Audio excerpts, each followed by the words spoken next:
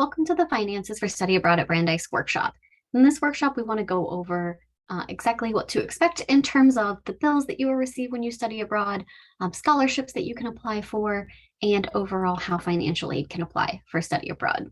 As always, if you have any questions, please reach out to either your study abroad advisor or your student financial services advisor, and we'd be happy to help talk further.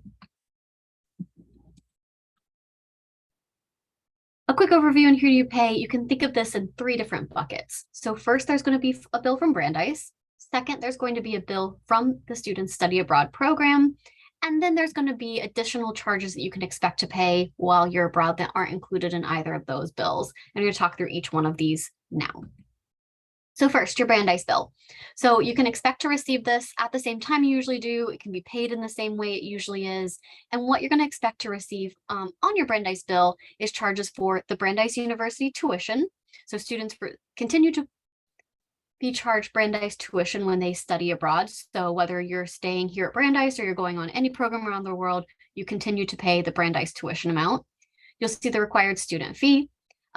And then there's a couple of things that you may or may not see depending on your program or your own circumstances. And that would be if your program doesn't offer an insurance plan, an international insurance plan, Brandeis would enroll you for one. It's called CISI insurance. And we'll let you know if your program is one of those.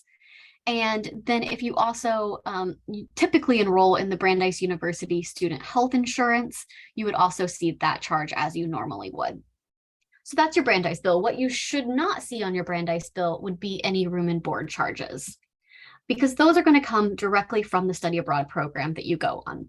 So your study abroad program should be charging you for any non-tuition fees. Your room and board, they might have additional insurance. Some might include some mandatory flights or excursion types of fees. And a lot of times the program will charge a deposit that you're responsible to pay for once you're accepted into the program. This is typically around $500 and would go then directly toward these costs. So the program's going to bill that to you. Every program has different timelines for this, and the costs of this really vary depending on the program itself. So it's going to vary based off of the location and the cost of living there. It's going to vary based off of what the program includes. So some might just be charging you for your housing. Some might be housing and some meals. So if you have any questions about what the program bill might include, you can always go to your study abroad program's website, and they'll usually have this outlined for you there. So that can give you a good sense. What you're not going to be charged from by your program is any tuition or academic fees, because that is what you're paying through Brandeis. And then lastly, your personal expenses. So these are things that you're not necessarily receiving bills for, but you do need to calculate in terms of an overall cost of attendance for a semester or year abroad. And again, this is also going to vary depending on the cost of living where you are, what your program includes, the style of program, how much you want to do on your own, those types of things. So examples of these expenses would be your flights, books, visa or passport fees, local transportation, meals if they're not included by your program, and your own personal expenses. And so these can really vary. Again, depending on your own personal style. Do you like to shop a lot, or do you want to travel a lot while you're abroad? Those could really kind of determine what your overall spending could be on personal expenses. Your program should also, on their website, they typically will outline estimated personal expenses, and that tends to be an average of what students in the past have reported that they spent on these different categories while abroad. So that's a good way to get a sense of how much personal expenses might be for you.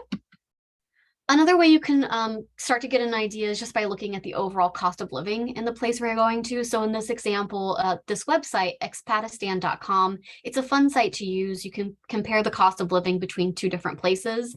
So here we're comparing the cost of Seoul in South Korea versus Boston, Massachusetts. And you can see that some of the categories are already going to be determined by your program, right? So housing is less expensive there, but you're already going to know what that cost is from your program, and there's no changing of that. But some fun ones to look at are things like entertainment. It'll tell you 2 tickets to the movies. Is that a lot more expensive or a lot less expensive than being in Waltham?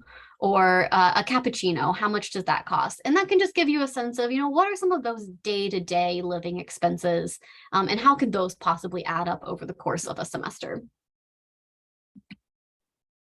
We also, on our website, we just pulled out a couple of different programs. You can go to this website and see some of these different cost comparisons, but a lot of times, we want to think, is studying abroad going to be more expensive or less expensive than being at Brandeis? And the answer to that is that it varies depending on the program. And so here you can see some different examples of how the costs can change depending on where you go.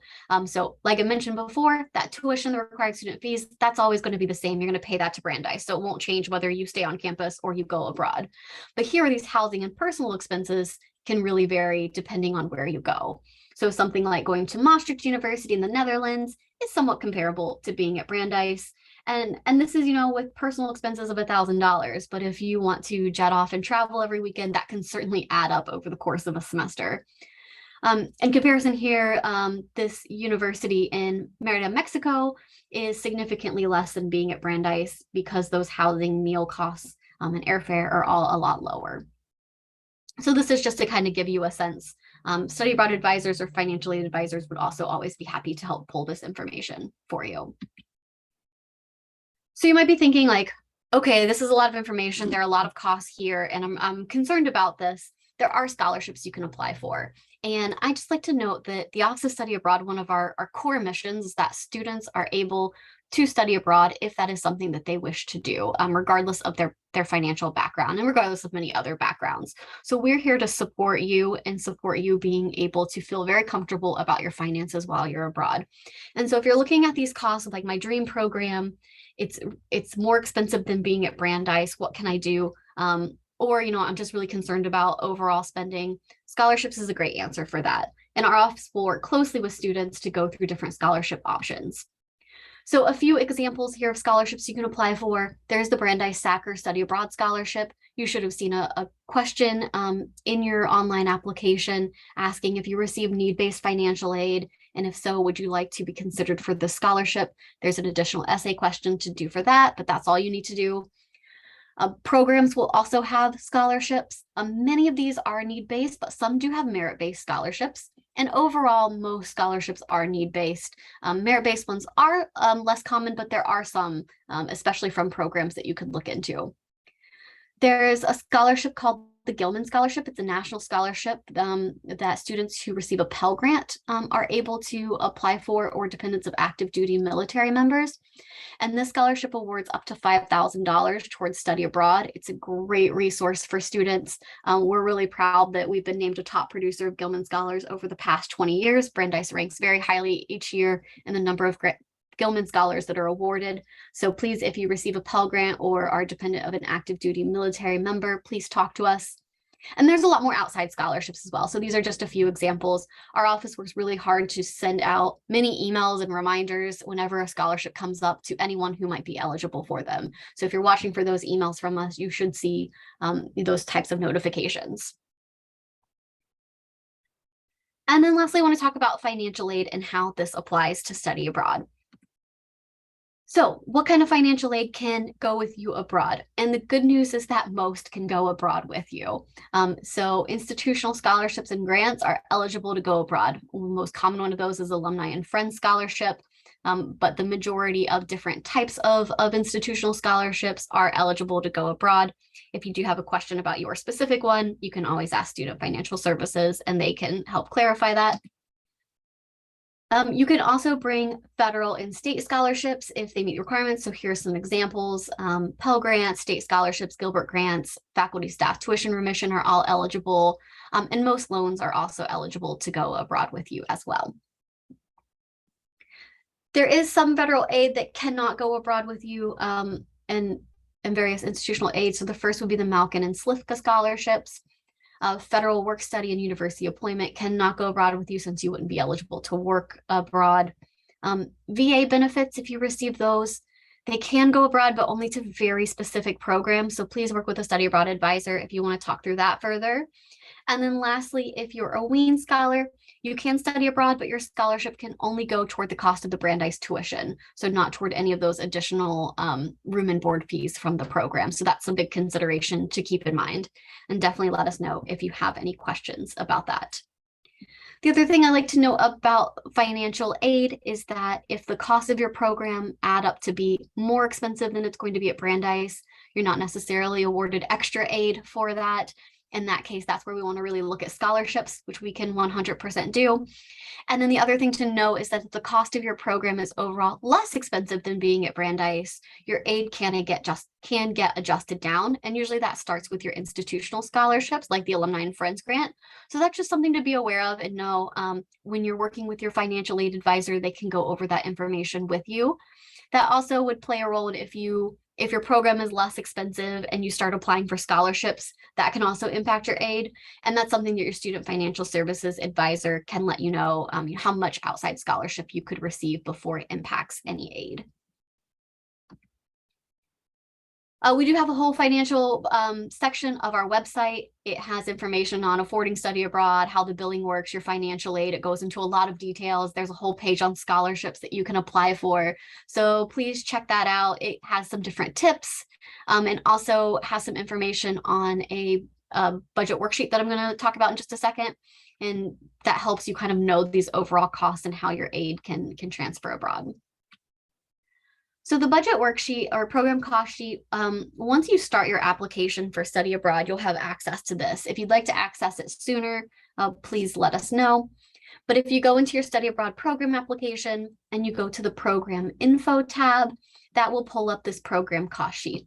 And this cost sheet allows you to put in different estimated costs for yourself and for your program, so you get an idea of the overall cost.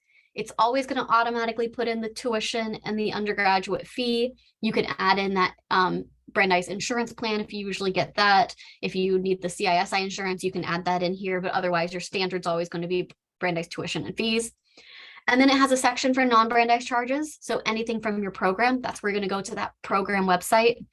So an example here is the IES Rabat website. You can go there and see exactly how much housing is, how much they're estimating for airfare, those types of expenses, and plug them into the sheet. It's going to have a section where it asks you to put in your financial aid if you receive financial aid, and that you can go into your Workday account and pull that, and your financial aid advisor could help with this if you needed to. And it's overall going to show you, how your aid then compares to the overall cost of the program. And is there an amount that you're going to need to expect to be able to pay out of pocket or receive scholarships to cover? Or does it look like the program is less expensive and then maybe you need to talk to your advisor about what that means for your aid? Once you finish your parts of this, you should make an appointment to speak with your financial aid advisor, because they're going to be able to go over this, make sure all the aid looks correct, let you know if there has to be any types of adjustments for it, and can let you know what your outside scholarship eligibility would be. So once you finish with this, it's going to give you a good idea, but you should meet with your financial aid advisor to finish it. This was a very quick overview. Like we said, we are really committed to making study abroad feasible for anyone who wants to make it happen and is eligible to be able to go abroad. So please do reach out with any questions, concerns, hesitations, ideas, and we're always happy to chat. So you can reach out to your financial aid advisor or reach out to your advisor in the Office of Study Abroad. And we are excited to continue the conversation with you.